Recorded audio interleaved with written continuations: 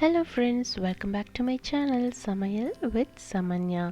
இன்னைக்கு இந்த வீடியோவில் நம்ம ரொம்ப சூப்பரான ஒரு மெக்சிகன் ஸ்டார்டர் பார்க்க போகிறோம். அதுதான் எம்பனாடாஸ். இன்றைக்கி நம்ம பார்க்க போகிறது வெஜிடேரியன் எம்பனாடாஸ் எப்படி செய்கிறதுன்னு பார்ப்போம். இந்த ஸ்டஃபிங்க்கு நம்ம ஒரு கடாய் வச்சுட்டு எண்ணெய் சூடு பண்ணிக்கலாம். அதில் நம்ம வெஜிடபிள்ஸ் ஆட் பண்ணிக்கலாம். ஃபஸ்ட்டு நான் கொஞ்சம் ஆனியன்ஸ் ஆட் பண்ணிக்கிறேன். இப்போ இதில் 1 டீஸ்பூன் அளவுக்கு பொடியாக நறுக்கின பூண்டும் சேர்த்துக்கிறேன். இதில் கொஞ்சம் காரத்துக்கு நான் ஹாலபினோ பெப்பர் சேர்த்துக்கிறேன். இது இல்லாதவங்க பச்சை மிளகா கூட சேர்த்துக்கலாம். இப்போ கேரட் பொடியாக கட் பண்ணி அதையும் சேர்த்து வதக்கிக்கலாம். பீன்ஸ், கொஞ்சம் பச்சை பட்டாணி, இன்றைக்கி நான் 3 கலர் கேப்சிகம் கட் பண்ணி வச்சுருக்கிறேன், அதையும் சேர்த்துக்கிறேன். இது கூட கொஞ்சம் ஸ்வீட் கார்ன்,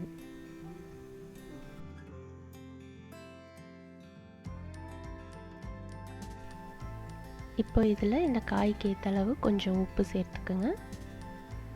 கொஞ்சம் ரெட் சில்லி ஃப்ளேக்ஸ்,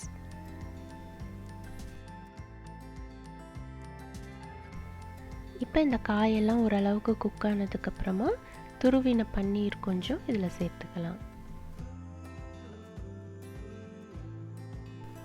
இப்போ இதில் ஃப்ளேவருக்காக நான் கொஞ்சம் பீஸா சாஸ் சேர்த்துக்கிறேன். இது இல்லாதவங்க கெச்சப் கூட சேர்த்துக்கலாம்.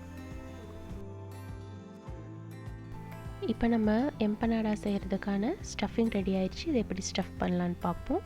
இன்றைக்கி நான் இதுக்கு ஃப்ரோசன் பராட்டாஸ் யூஸ் பண்ணி தான் இந்த எம்பனாடாஸ் பண்ண போகிறேன். இதுக்கு நீங்கள் ஃப்ரெஷ்ஷாக மாவு பிசைஞ்சும் நீங்கள் பண்ணலாம். பட் இது ஒரு ஈஸியான மெத்தட்ங்கிறதுனால இதை நான் இன்றைக்கி சூஸ் பண்ணியிருக்கேன்.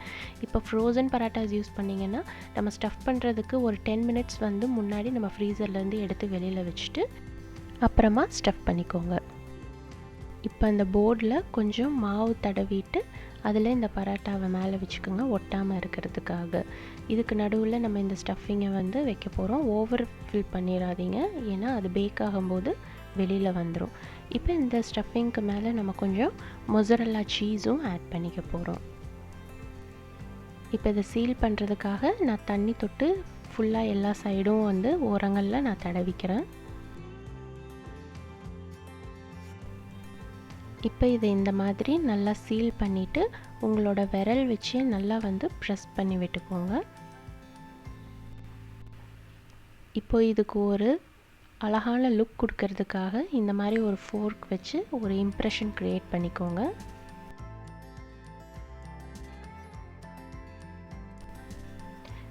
இப்போது ஒரு நைஃப் வச்சு இந்த மாதிரி சின்ன ஸ்லிட்ஸ் நான் போட்டுக்க போகிறேன். இது என்ன பண்ணணுன்னா, நம்ம சீல் பண்ணும்போது உள்ளே ஏதாவது ஏர் லாக் ஆகிருந்ததுன்னா அதை ரிலீஸ் பண்ணுறதுக்கு ஹெல்ப் பண்ணும்.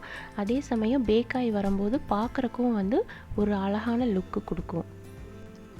இப்போ இந்த மாதிரி ரெடி பண்ணிவிட்டு ஒரு பேக்கிங் ட்ரேயில் கொஞ்சம் மாவு தூவிட்டு அதுக்கு மேலே இது வச்சுக்கலாம்.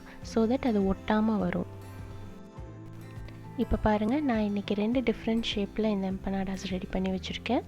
இப்போ இதை பேக் பண்ணுறதுக்கு முன்னாடி இந்த எம்பனாடாஸ் மேலே நான் கொஞ்சம் பால் தடவிக்க போகிறேன். அது பேக் ஆகி வரும்போது நல்லா ஒரு அட்ராக்டிவான ப்ரௌன் கலர் கிடைக்கிறதுக்காக. இப்போது இதை நம்ம ஒரு 35 மினிட்ஸ் பேக் பண்ணிட்டோன்னா நம்மளோட எம்பனாடாஸ் ரெடி. இப்போ நம்மளோட அருமையான எம்பனாடாஸ் ரெடி ஆயிடுச்சு. இந்த டிஷ் உங்களுக்கு கண்டிப்பாக பிடிச்சிருக்குன்னு நினைக்கிறேன். கண்டிப்பாக ட்ரை பண்ணி பாருங்கள். சப்ஸ்கிரைப் பண்ணாதவங்க மறக்காமல் சப்ஸ்கிரைப் பண்ணுங்கள். பெல் ஐக்கானை தட்டி விட்டுருங்க. தேங்க்ஸ் ஃபார் வாட்சிங்.